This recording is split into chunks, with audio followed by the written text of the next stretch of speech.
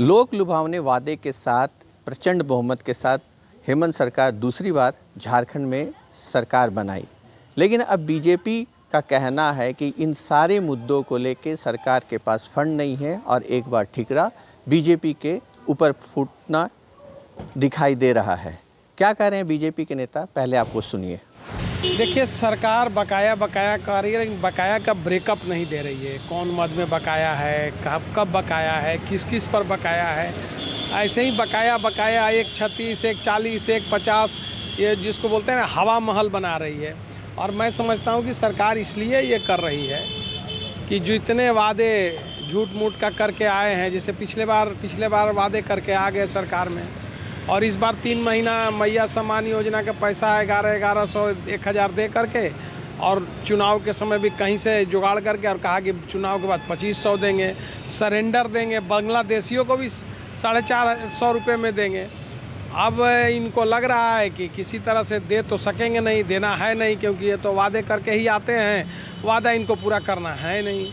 तो ये अब बहाना बना रहे हैं कि कल कहेंगे कि सरकार के पास इतना बकाया, इसने नहीं दिया, इसलिए हम नहीं दे पा रहे हैं। भाई किसका बकाया है, कब का बकाया है? और आपके गुरुजी तो थे कोयला मंत्री, उस समय कितना पैसा ले लिए, क्यों नहीं उस समय बकाया सब ले लिए? तो ये ऐसे ही हवा बना रहे हैं। अभी तो जो इन बकाया कह रहे हैं तो इनको ब्रेकअप देना चाहिए।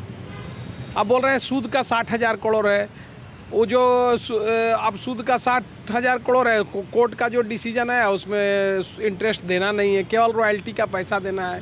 वो भी उसके लिए अभी कोर्ट उसको तय करेगा, 2900 करोड़ रुपया रॉयल्टी लगभग है।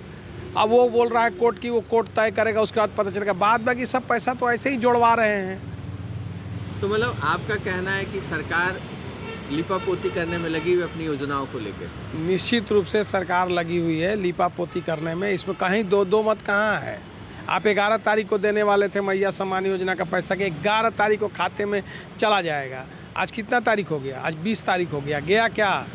अब आज एक अखबार में आप ही लोग ने छापा, किसी अखबार में है कि 28 के बड़ा दिन के बाद मिलेगा, क्रिसमस के बाद मिलेगा, किसी में है क्रिसमस के पहले मिल जाएगा। यानी अभी कुछ तय नहीं है, देखते रहिए आगे आगे क्या होता है।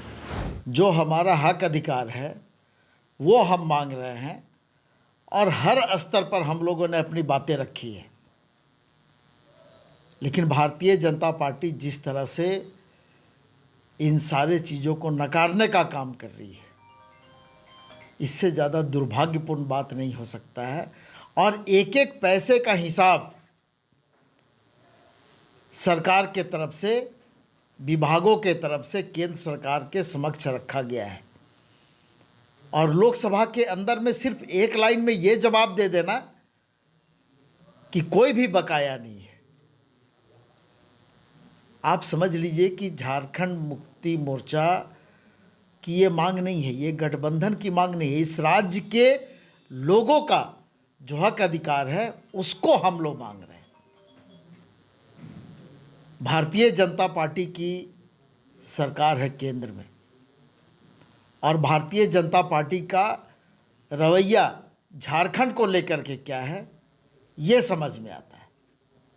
हालांकि इन तमाम चीज़ों को लेके राज्य सरकार कोशिश में है कि जो भी योजना है उसका लाभ राज्य की जनता को मिले, लेकिन देखना होगा कि जो तमाम इल्ज़ाम कह सकते हैं सरकार के ऊपर विपक्षी दल लगा रही है, उन तमाम चीज़ों को लेके सरकार कैसे आगे बढ़ती है। सहयोगी सुरेंद्र प्रसाद के साथ संजीव सिन्हा, समाचार प्लस, रांची।